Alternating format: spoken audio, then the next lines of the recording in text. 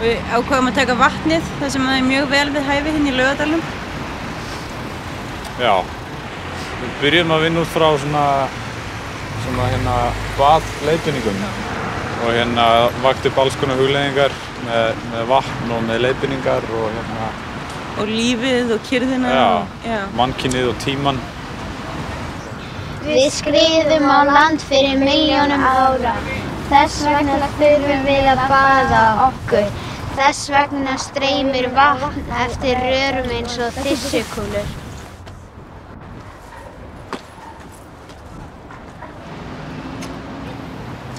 Viðeigandi að rigna á okkur. Já, mjög viðeigandi. Mjög mikið af vatni. Já.